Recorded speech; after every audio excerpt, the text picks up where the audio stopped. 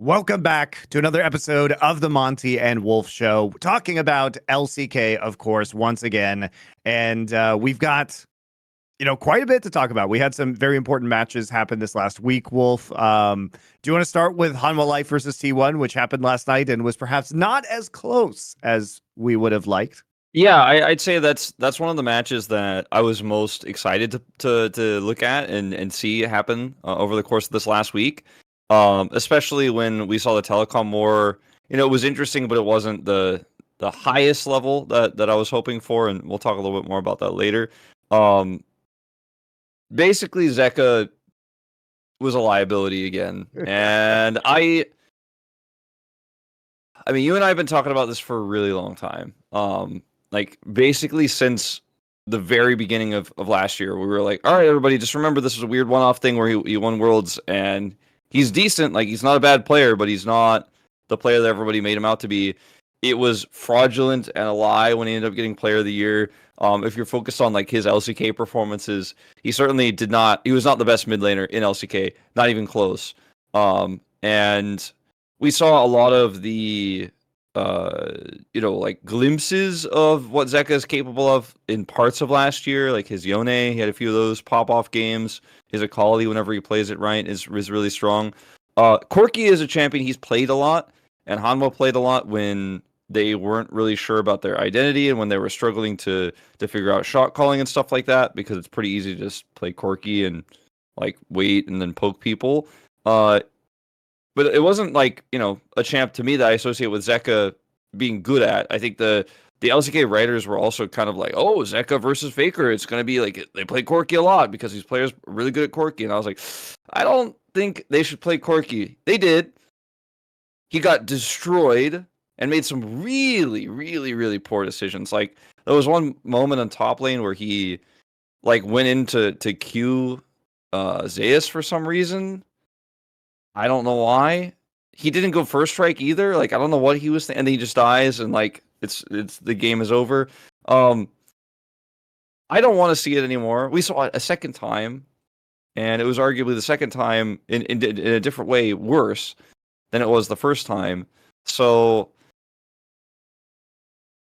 I mean, Viper, he tried his best. Okay, Peanut, he played Poppy, and Peanut's really good at Poppy. Obviously, it wasn't enough.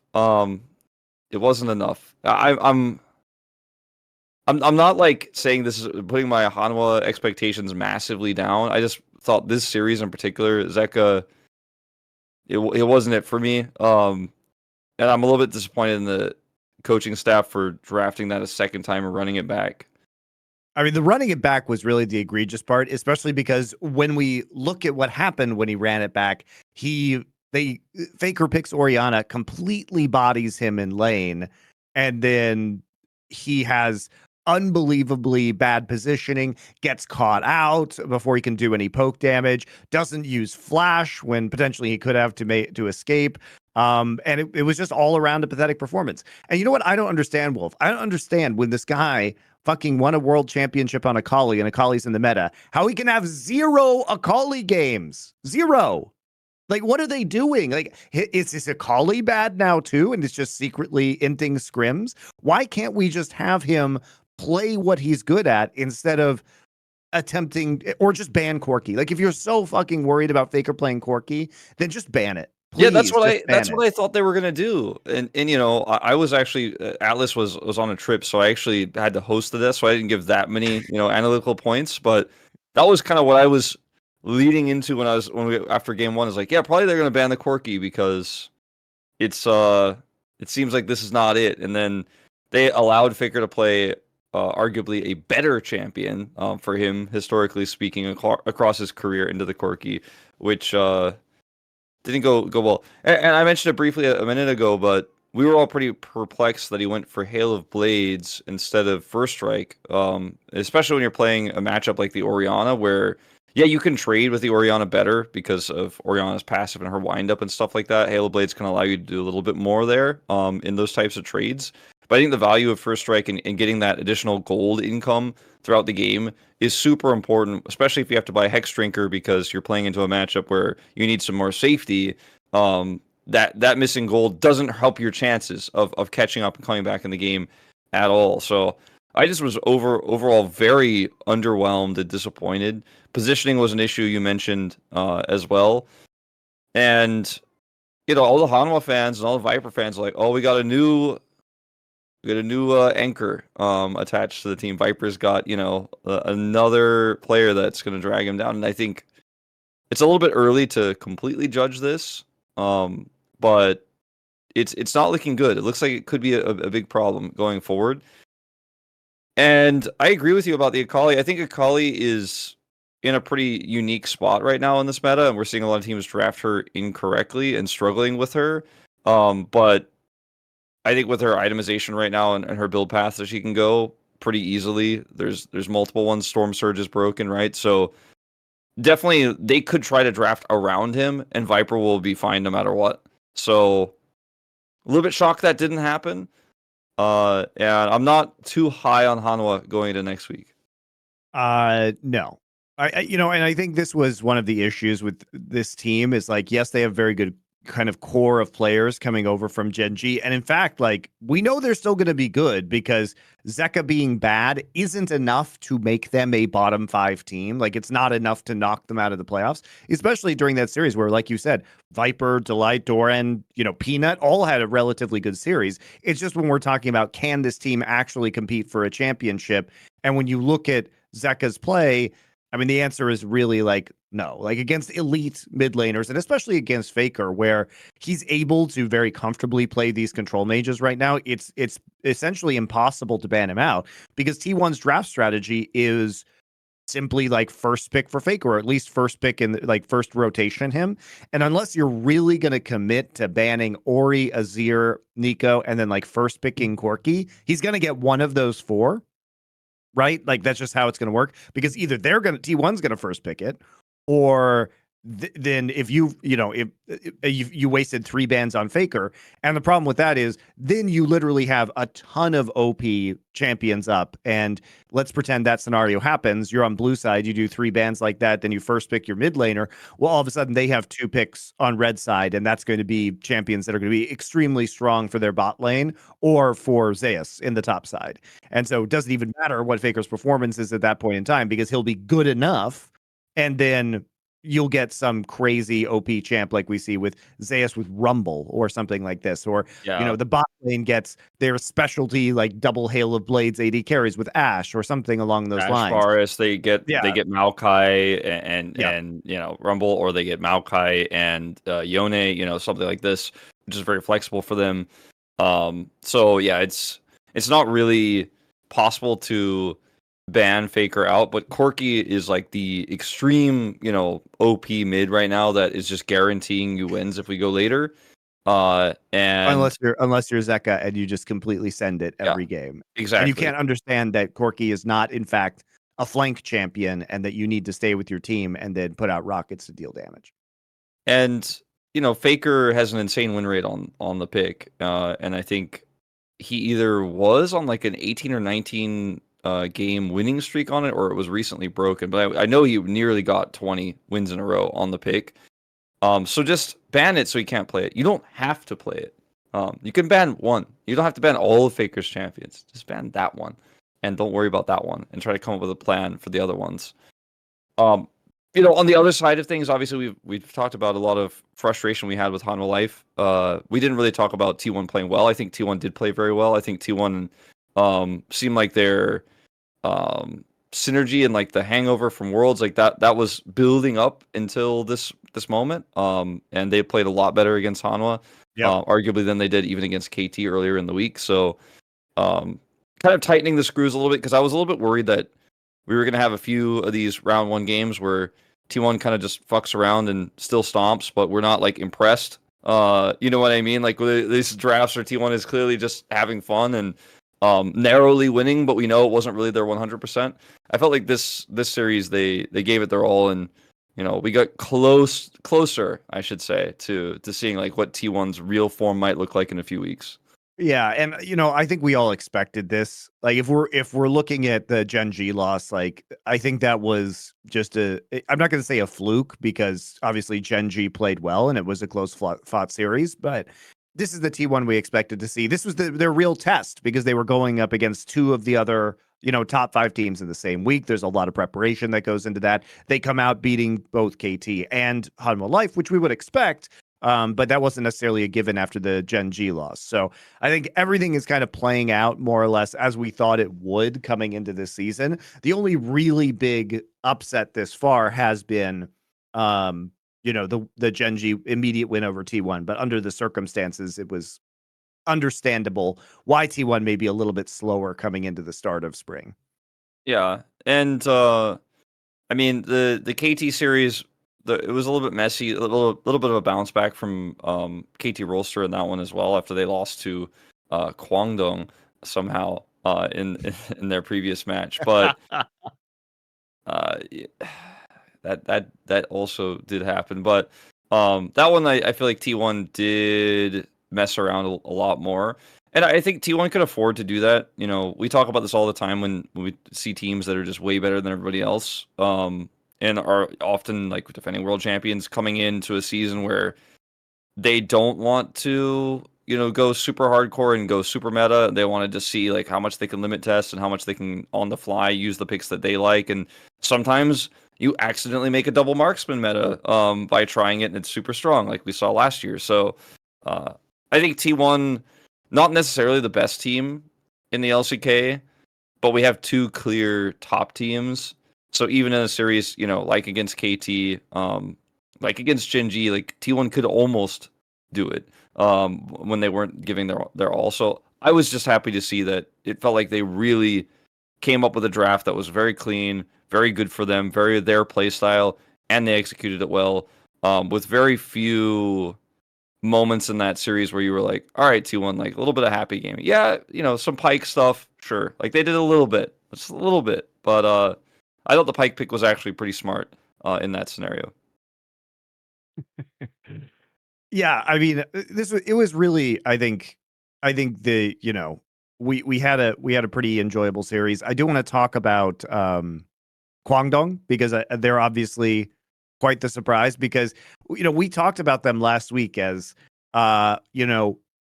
this team was going to potentially be an up and comer this year, and yet they were massively disappointing. Like there were all the rumors about how good they were in scrims, and like, okay, now they have Cuz, so they've solidified the top side of the map. And Taeyun came out and was just immediately terrible, right? And Wolf, you told me like if they call up Bull has not been good in challengers, and like Bull I was haven't been bad, by the watching way. I'm just challengers. saying, like he was. I He know. was. I'm not saying he wasn't. So explain to me what happened then, Wolf, because I think it's remarkable that we got to this point where Bull actually completely pops off more or less in this series. I think I haven't obviously been able to watch that many challengers games compared to last year so far. Obviously, it's only been a few weeks of challengers, anyways. But we're not commentating it; we're co-streaming it. So some of the preparation and stuff for challengers, it's not as deep for me this year so far. So I don't know how his form was really leading into them subbing him in and replacing Taeyun. But it was a guy who played on hit Varus every game and would often go like 0-5. And it was like when on hit Varus was not the Varus you should play, and we are like, oh, he's not gonna go lethality. And like it was just really it was not good. And he and Andil, who's also the main support for Kwangdong, were considered to be the worst bottom duo. Even when T1 was T1's academy team, their challengers team was like 10th place sometimes, we were like, oh no. Smash is good though. Like it's fine. It's not his fault. And we were like, Poby's not great. Forest in the jungle is not great for T1. But the bottom duo for Kwangdong was really, really rough. But clearly Andil and he had some, pre-existing synergy that they showcased this week. And then he got to play Kalista, right, where he has a pretty strong matchup, and he just seemed confident. I think this is one of those moments to me when you see a player who's kind of in challengers jail, you're the weakest challengers player, at least in your role, probably. I think a lot of people felt that way about him. and you're like looking at yourself as a player thinking, is my career going to be like 2 more years of this and then I have to go do like a real job? Like, you're probably feeling this like intense dread all the time. I think Bull probably did. And then Taeyun is horrible. You have an opportunity, right? And maybe somehow, some way, when he saw that week 1 performance, he really started grinding, or something really clicked in his brain, and he was like, "Oh my god, this is my chance. I might be an LCK player now. I might be able to get out of Challengers jail, and maybe I can prove myself." And he had the greatest performance, of his career, arguably up until this point. So I'd say I'm someone who believes that players who suddenly get a chance, like, actually can seize on the moment. I think a lot of people think that's BS. I think a lot of people think like, oh yeah, well, he just really wanted it suddenly, so he played better. I actually think that could have been what happened. I think he got really stoked about the opportunity, because I'm telling you guys, I'm not wrong, and it's not a lie. Go look up his stats. He was not I've good got them. in any way. I've got them. So if you want to talk about last year's stats, he was 24-61 for a 28% win rate. His most played champion was Draven, which, by the way, explains the Draven bans and Def trying to pick away the Draven in the final game of the series. And his Draven, he played 18 games with a 22% win rate. He played Varus with a 23% win rate in 13 games. So yeah, it was bad. I will say, Wolf, one of the things that I find intriguing is this. So across all those, 85 games he played last year, he was actually ahead in CS at 15 minutes in 57% of them, which is pretty impressive for a guy who was winning only 28% of his games. He had a higher CS differential at 15, higher gold differential at 15, higher XP differential at 15. And here's the kicker, Wolf. First blood participation was 34%, and he was the first blood victim 3.5% of the time, and he was 25% of his team's total damage. So at least his laning stats were pretty good for a player who lost. He lost twice as many games as he was ahead in CS at 15 minutes, right? Yeah. And part of it is he's playing, you look at those Draven, champions, Varus, like sense. bully. Yeah, it does make sense. But I also think that, it's interesting that he was doing very well. And I do wonder, even if maybe his performance wasn't the best, there is something here that says if he was on a team that could translate his leads in lane better, and perhaps he had better teammates, there may be some like road to redemption for him, because it's not his stats make it look at least not as bleak as they might otherwise, right? Because at least he's capable of getting these leads. Yeah, and that's definitely his play style.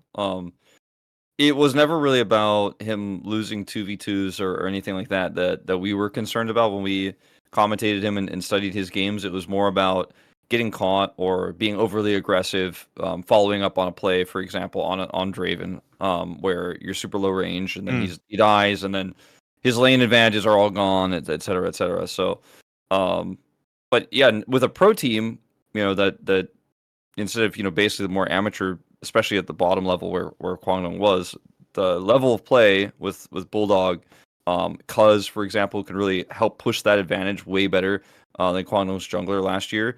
Like that's going to make you feel like you can really push the gas. You could put your foot down all the way on it and actually go ham on the lane and see if you can set up dives and stuff like that. So I think, is Bull going to be like a top 5 AD carry in the LCK? No. I think also probably we'll see it, like his really great performance on the hype level will probably go a little bit closer to reality over the next few weeks. But massive upgrade. Yes, massive upgrade. Hole has been plugged. Also, you know what I like, Wolf, is like he's very clearly like a fun and confident player. Like looking at him, I mean, I know you love to talk about how players present themselves on camera. So what was your impression of Bull? Because he didn't seem scared at all of having these first LCK cocky. games. Like he was cocky as fuck. It looked great. I mean, looked like he was having a great time. Yeah, he seems super cocky. It's every player's dream. If I'm talking to a lot of players and talking to a lot of the writers who work with the players and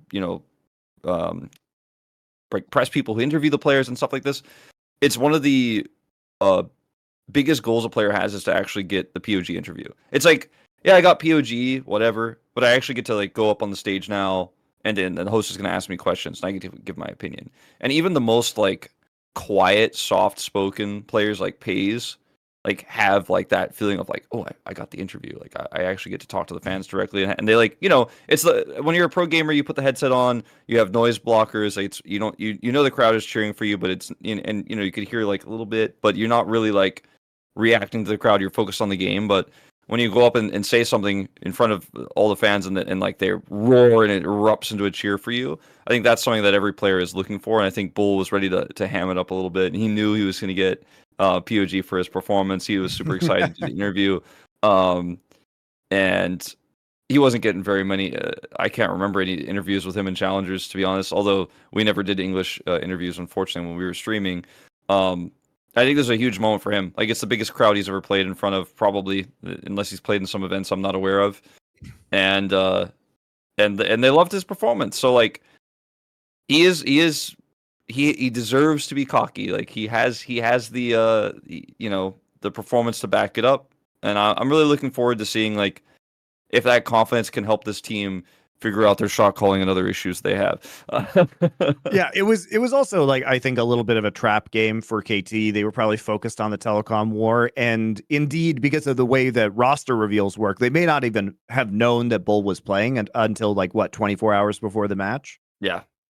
So that was definitely a surprise. And I think, what was so weird about this series, I guess it's not weird, it's kind of expected, but we did see like in some of these games, there were 7, 8 AD carry bans.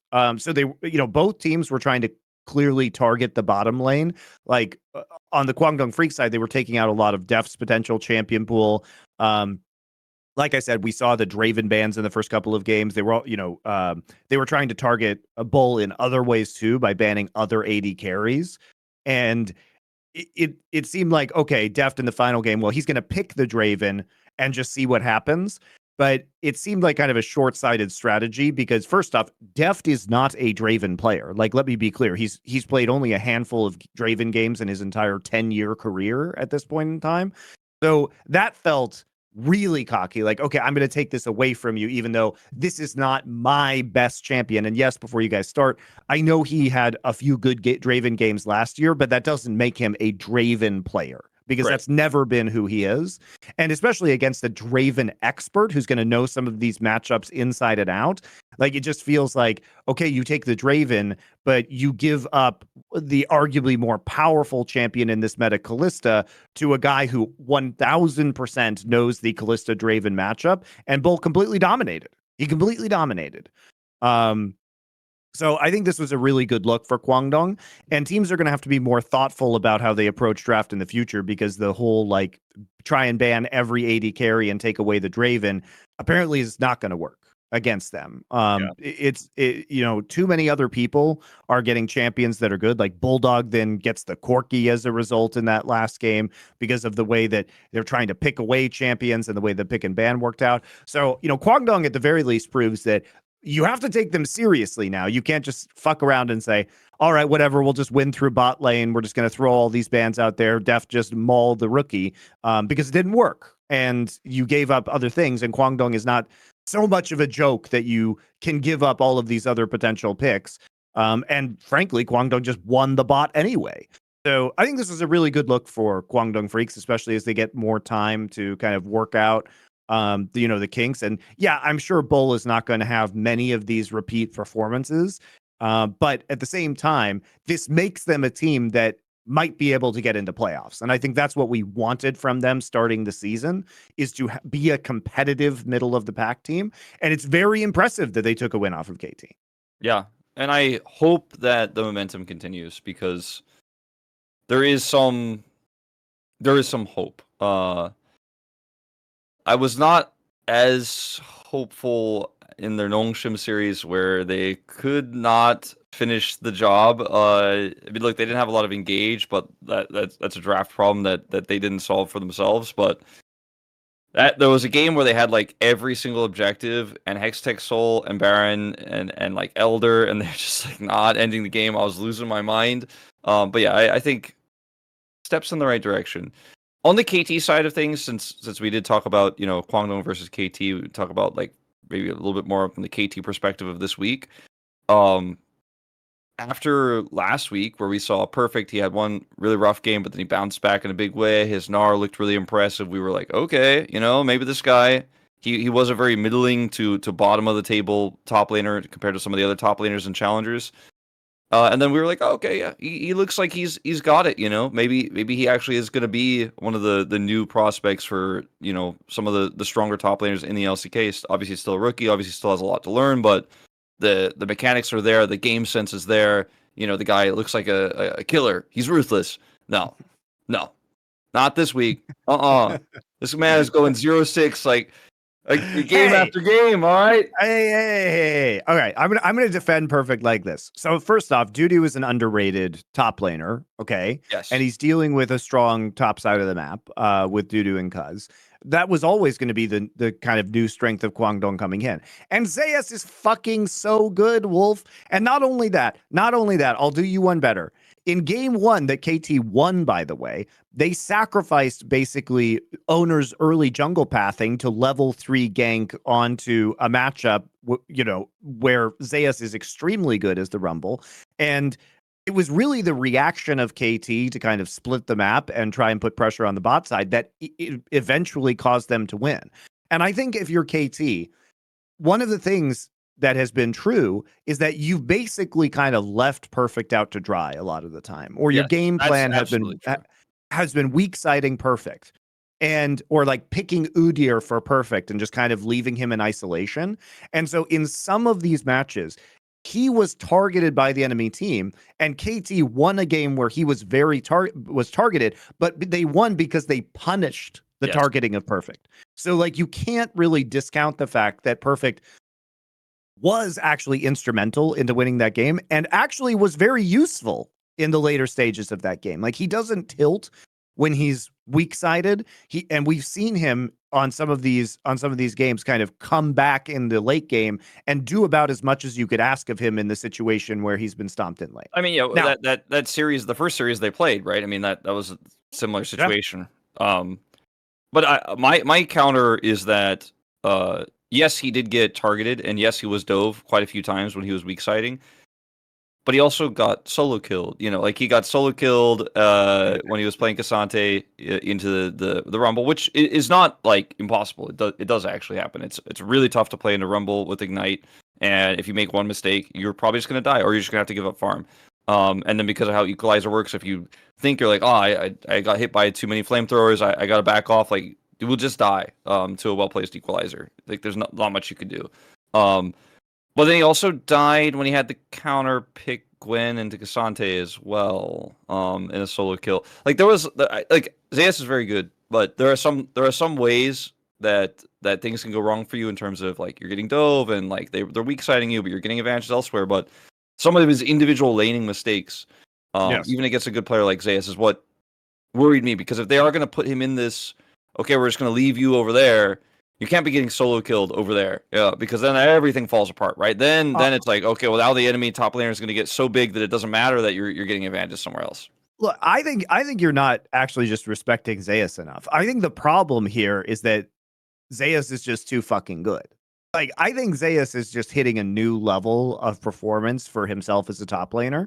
And I think this is also a function of the way that the new map works and that Zeus is now free. We're going to see some of these top laners who are really good in these 1v1s start to run away with the matchups. And I think that's the purpose of a lot of these map changes that we've seen from Riot Wolf. They want top lane to be this way. And I think it's exciting for them to be this way, because then we get more dominant top lane performances and more impact. The laning, a player's laning prowess can really then translate into the rest of the game, which is fun. So I think we can't expect PerfecT to be that good as a rookie. And like, I think what we need to wait on and see is like, is Zeus just going to continuously dominate people in the top lane, who are not elite top laners like Keen is, throughout the rest of this season? He didn't do it to Doran, but traditionally Doran has actually played quite well in lane. If we look at the past couple of years, he's actually done quite well in lane against Zeus compared to most other top laners. And as we kind of see T1 play against lower ranked teams, especially in the coming week of play. Who are they playing this week? DRX and Breon. Like, let's just hold off on this and see how that goes. Like, because if he's shitting all over Morgan, then I think we're going to have a much better sense of PerfecT. But for PerfecT, I'm not saying PerfecT has been the greatest in lane, because that's obviously not true, but he's still a rookie is my point, and he's shown actually some really good upside. I'm not giving up on him, and I'm not like I'm kind of being more measured based on I was pretty hyped about him in week 1, and now I'm kind of feeling like, okay, pump the brakes on that a little bit. I will have my eyes on him, next week. Like, he has a matchup against DRX, as you mentioned. Rascal is at his best a good solo lane player who has also gotten a ton of solo kills. For example, like, he had the solo kill record in 2022, I want to say. He's very good, right? So that's a good test. We'll see how he does there. Morgan, I mean, if he ends up getting destroyed by Morgan, then because Morgan, at his best, like, I'm not talking too much shit, but at his best, he's all right, but it's not his best season so far either. We'll take a look at it next week. Then he plays against Genji, so he'll play against Keen in week 4. So there are some matchups we can kind of keep an eye on. I'm just saying I'm looking at him a little bit more closely. Like, after some of the mistakes that we saw, and yes, Zea's a really good player. Don't get me wrong, but and due to better than people think, true. But let's keep an eye on it, because I'm feeling like we might have like another bird all clear situation here. Maybe if things don't change, like, we're gonna have to keep an eye on it. I'm not saying it's happening. I'm not saying it's decided. I'm not saying it's doomed. I'm just saying, like, if I were a doctor, I'd be like, come back in 5 days. We'll take a look.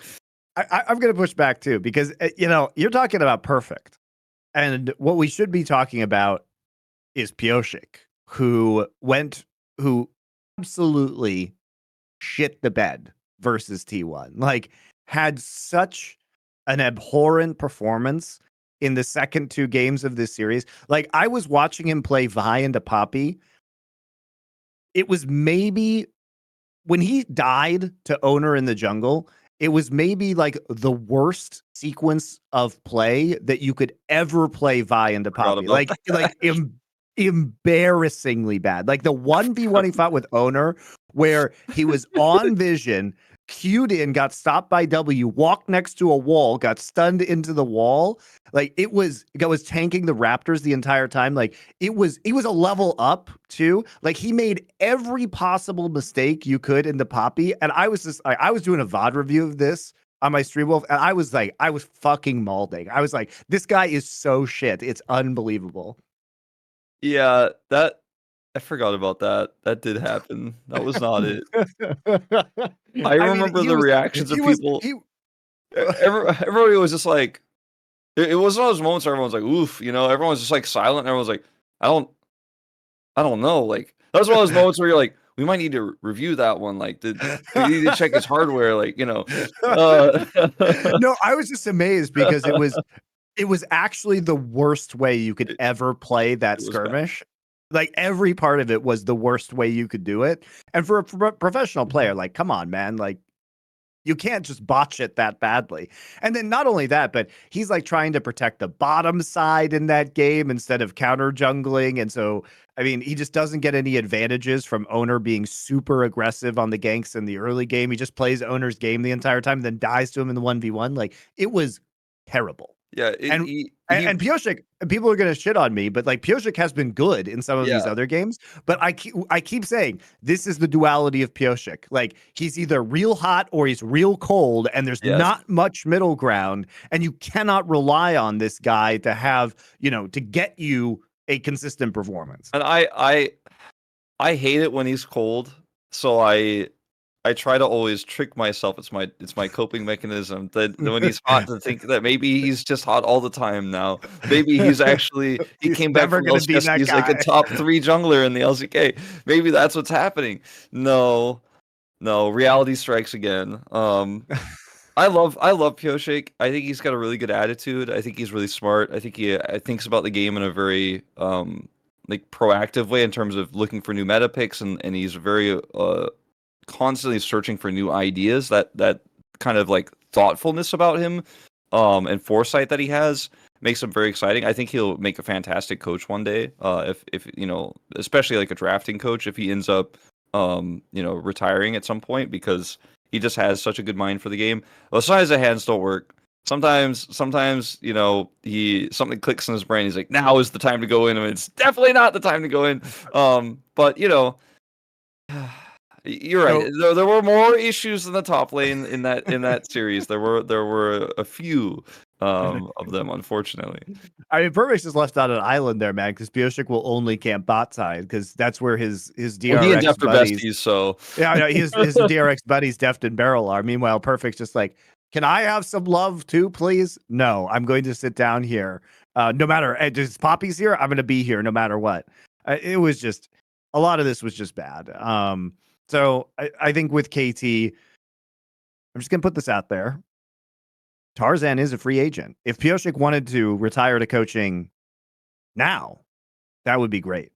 Can we do that like right now? Right now? It's just as a reminder to Pyosik, it's never too early. It's never too early. Don't do it to him, Monty. It's only week 2. Like Tarzan's here, man. Yeah, exactly. It's only week 2. We're You ready for a whole season of this? We're on course for a hot Pyosik week next week against weak opponent. Also, by the way, I was loving the first game, and the KTT1 first game was probably like the most exciting game that we had this week, and you should definitely watch at least game 1, which is the one that KT wins. Because first off, like we said, it's a fascinating game state. I love split game states where like one team has a fed top laner, one team has a fed AD carry, and we just kind of get to see them duel it out. Deft has a fantastic game on the Callista. Beryl is popping off, by the way. I don't know where Beryl figured out that he has hands again, but he played that Alistair fucking brilliantly. That was insane. That game was actually, that was the game where everyone's jaw hit the floor and then hit the floor like 4 more times somehow. Every time he did something so crazy and so insane, you were like, okay. And it was like, some of the plays were fairly straightforward, flash into Fate's Call, stuff like that. But the fact that Beryl was pulling it off was like it was half impressive mechanical plays and then half like, wait, Beryl is doing impressive mechanical plays. Like, yeah, I mean, he was doing Alistair W, Q flash and finish the pull of animation, tower dives, like predict flash Qs under turret. Like it was good. And no a lot of these plays were very impressive.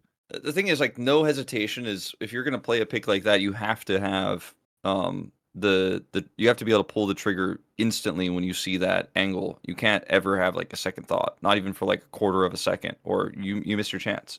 And he just went in. And part of it, makes me wonder how much of that was Deft telling him what to do. But it's Beryl, so I feel like very little probably. Like he probably just decided he was going to do it, and Deft was like, "All right, well if you're going, we're going." It was a great performance from him. I think KT could be like a sleeper strong team when we reach like round 2. And then obviously going into summer, still early days. PerfecT. There's some improvements that you make. Pyosik need to be a little bit more consistent, but I think this team is 100% going to be a top 5 team. I don't think they ever drop down to 6. I don't think they ever end up on the east side. Speaking of the east side, I don't want to talk about too many specific games or moments, but it has never been harder to watch East versus East, I think, since I've joined the LCK. Maybe like 2021 spring, there was some really rough rosters back then, and a lot of players. Oh, come on. It's not going to be that bad. Like FearX versus, FearX and Kwangdong, there's some life there now that Bull's in it. Like there's a reason to watch Kwangdong, let's be honest. Noshim had a good start. They did not have a good week 2. It was not good. And then we have DRX and Bro. That was one of those matchups. Was we have two round robins, right? One of them is over now, so I only have to see DRX versus Bro one more time for the rest of the season. It like I don't know if you actually caught the DRX Bro game, because you only watch the bangers, sometimes, et cetera. Like that one was not the one. I did not watch it, Wolf. So, I did not watch it. the ways in which two of those games in the series ended was just because teams left their base open, and then the other team was like, because it happened to both teams, by the way. It wasn't like this happened twice to one team. They just left the base open and did a Drake that was inconsequential, and then they just walked in the base and ended the game. Like, it was like, so at some point, like, a team had forgotten that the win condition in League of Legends is to kill an Nexus. That series really showcased that some of our bottom teams right now have a lack of leadership. There is a feeling of like hopelessness in terms of drafting, and when DRX won the series, Teddy was like screaming like, thank God, and like you could just see the feeling of like, I cannot lose to Bro, and Bro was like, I cannot lose to DRX. And like, you should like that. Neither of those teams deserve to be cheering after the series, to be honest. Like, well, but like we said though, at least DRX has 3 true rookies on the roster, so there's a chance for development. Breon is the one that feels really hopeless because it's just that nobody's ever going to be good on that team, and they've all had a chance to be good, and it's never happened. yeah, I mean, Bro, I mean, that was their first win, the game they took in that series. Like, they hadn't won a single game up until that point. It's still early days in the season, so it's not like we were looking at like a 0-12 or something like that. But No, it's just a 1-8. But I'm kind of like, I was a little worried we might have a little Shanghai Dragons situation on our hands this season, and then they won a game against DRX. I'm like, okay, let's hope maybe the next time around they'll do that, or maybe they could beat Kwangdong or Nongshim. It's possible, right? That they could do that at some point over the course of these 2 round robins, but just some of the mistakes and some of the macro decisions we were seeing at the bottom of the LCK right now are real head scratchers. And I think the Challengers performances, like, I have seen games in Challengers, I've co-streamed games in Challengers so far this year that look higher level. I think not all of the talent that exists in Korea is being utilized correctly right now. I think a lot of players are being picked up because they have like a record, like they're not rookies basically. Like, we picked up Gideon because we know that he can be a pro gamer, and like sometimes rookies get picked up and they just completely fall apart and struggle. But I think teams need to be taking bigger risks with new up and coming talent, especially Bro, because you can get them for cheap anyways, and just make a roster that at least like is interesting and exciting. I don't. Some of these teams are unsolvable to me. Like, I think DRX and Bro are like it's gonna be like this. It's not gonna get better. It's gonna be like this, unfortunately. And you mentioned there's a lot of rookies on DRX, but yeah, I mean, I don't see it. I don't see it, Monty. I'm worried. I feel like we have 2 divisions of LCK, and one is way more enjoyable to watch than the other. The other one is half the time more enjoyable to watch than Challengers. I mean, Wolf, for me, that just means fewer LCK games that I need to watch because I don't have to prepare for all of them like you. So let's just say your sense of despair is very different than my experience of watching this because I don't need to prep for all of the bottom teams in this league. I mean, I know the pain where you're coming from being a caster, but like for me, objectively, I just get to watch, I get to select only the bangers and then we move on, right? Well, we have this like moniker, this like title tagline for the season, like House of Legends, right?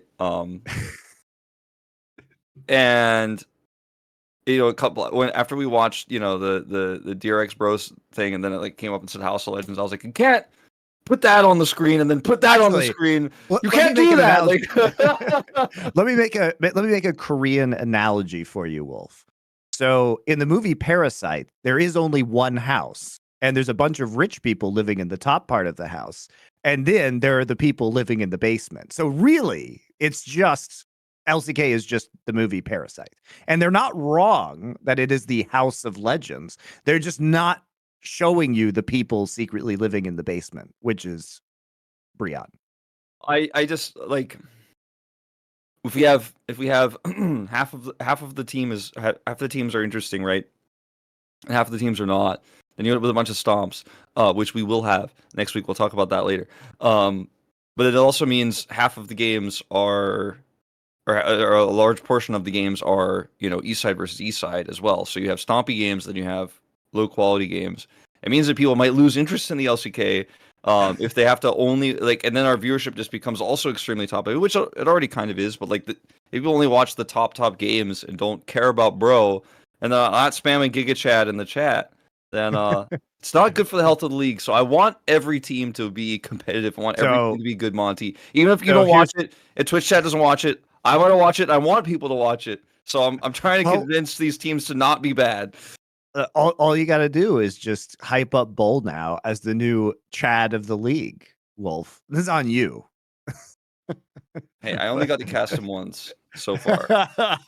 This is you gotta make the Bull memes. You gotta make that's the new meta is that you have to make Bull memes, and so bro will be replaced by the freaks in people's hearts.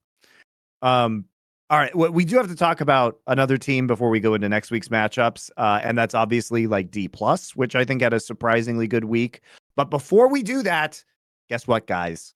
Esports Bet is back. That's right, they're back for another year, sponsoring Last Free Nation. Thank you very much to Esports Bet, and we have a very fancy new promotion for you guys as well, which is if you actually go to the Esports Bet website, so you go to esportsbet.io/promotion, or if you go to the site, you can see on the left-hand tab, it goes esports, sports, and then promotion. If you click on that promotion, there is a box in the upper right corner where you can type in the following promotion code, which is LFN for Last Free Nation, obviously, 777.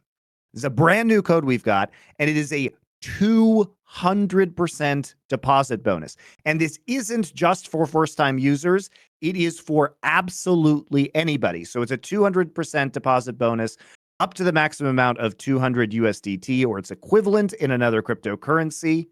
So it's very exciting if you already have been putting on the site. There are some terms and conditions, but they are clearly listed underneath that. And once you're there and you put in the code, there'll be a new tab that comes up that says promotions for you. You can go ahead and click that. But yeah, go ahead and put in the code LFN777 for that 200% deposit bonus. Again, you can not for just for new users, for absolutely anybody. So really good promotion. Thanks a lot to Esports Bet. Fun times coming up, and we're going to talk about our match that we want to highlight in terms of the odds, which is the coming match between Dplus and Hanwha. This is probably the most exciting match of this week. And Hanwha Life is at 1.5 to Dplus Kia's 2.469. Right now, as I am reading this, the line may have shifted a little bit by the time you guys see this. So what are your thoughts on this line, Wolf? Because that's a pretty big underdog for a Dplus team that's been, I think, doing better and better. I don't think it respects the way in which Dplus played against Genji, where we saw a big resurgence from Showmaker. We saw great strategy, honestly, in planning. Around level 1 for Showmaker when he was playing the Silas. He seems like he's gotten his confidence back in a big way. I do think that aiming is starting to just be a consistent AD carry. I mean, like he was on KT when he was given a ton of resources, right? Or he just played scaling AD carries and kind of weak-sided bottom and was left alone while we had Lehens roaming around, and then he carried there. But he's just showcased his versatility a lot this season so far. And even when Dplus is playing a tough matchup, or even when things aren't going to plan with their draft, like he's still performing. So I think while we had a very nice week for Dplus overall, and Showmaker really came back to form, HLE on the opposite way had a pretty disappointing week, had a pretty disappointing end in that series against T1. So while Hanwha on paper seems to be the stronger roster, they spent a lot of this the first 2 weeks in first place because they hadn't dropped any games. I think the Dplus bet is the safer one, and I think it's one that because of the lines is actually going to get you a lot. If you're ready to believe like I am, I'd say put your money on Dplus because HLE will disappoint us again. It feels like right now, and it's Showmaker, right? He's another mid laner who, at his best, can absolutely punish weak performing mid laners, and that's what we're seeing from Zeka. So I think Showmaker also, if he has to deal with Zeka as a Akali, he'll be ready. Yeah, I think that's That's what it really boils down to for me is that Showmaker. I mean, he's coming off like it's Kassadin pentakill. Dplus. I mean, Lucid continues to play extremely well, guys. Like his team fighting, especially on tanks like Sejuani and Rel, is absolutely fantastic. So and by the way, you may look at this and say, oh, well, Gen G won the series. This was extremely close to being a D plus 2-0. Like really close. It was kind of an amazing comeback by Gen G in the matchup that they played in game number 2. Like Dplus was kind of in it until the end, and it was really, really hard fought for Gen G to actually win that game because the thing about it is that they like Gen G almost threw this game by overcommitting to a Chemtech soul instead of just walking away, and so Dplus was able to deny the soul and then take Baron and then like almost win the game. So I I mean it was like down to the Nexus at points. It's a very fun game if you watch it. Like it's very exciting. But it is scary, I think, if you're looking at Gen G, and Dplus has had a good revival week. So this and they've also had some very creative pick bans. Like the game that they won, game number 1, I thought the Olaf pick was absolutely brilliant into the Ashe and Varus for Kingin. Like you said, the level 1 that they pulled off with Showmaker getting first blood in the bot lane was really well planned and executed when they knew that obviously the Ashe Varus harassment was going to come in right before the minion wave crashed. Like they just played into that really hard. So yeah, I think you're seeing a lot of stuff that is very likable about Dplus at this point in time.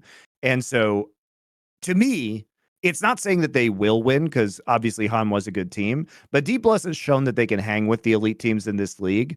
And that means that obviously if you're going to get 2.5 odds or 2.4 odds on Dplus, it feels really good. So we'll go ahead and put, I don't know, like 250, 200, 250 on this. Yeah.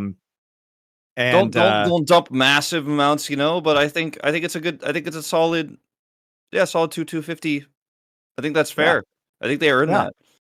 So, and on Dplus. So put it on Dplus. Yeah. So for the underdog here, because, getting those 2.4, 2.5 odds are going to be really good. So maybe we win on this one, maybe we don't, but just given the line, Hanwha obviously has more of the name value right now because of new players over on Dplus and the rookie Lucid. But I think this team's just going to keep getting better. And if we continue to see Showmaker on this form, then they will be a threat. They will be a threat to the top of this league. Yeah, I think Kingin is the one question mark we have right now, but there's still time. And we have seen Kingin end up just being okay, at worst in a lot of his seasons. So maybe what about Thanatos coming off the bench, Wolf? So that's being heavily discussed at the moment. I think this might be like last year we spent a lot of time talking about this with Kana, but I knew there's no chance Kana's going to get benched. It's going to do a lot to hurt your confidence. Kana's a very popular player. I wouldn't say that is necessarily the case anymore, but he was a very popular player in Korea. So, for marketing reasons and stuff, I was like, oh, this is no way they get rid of Kana. It's never going to happen. And Kana had like a few egregious games, but mostly he was just slightly underperforming, right? And people were always just pointing fingers at him, popular team, et cetera, et cetera. I think this scenario could be more dire, and it feels like it might be more early in the season. So I think I would like, this is my first time saying it, I would like to see them try it just to see how it goes.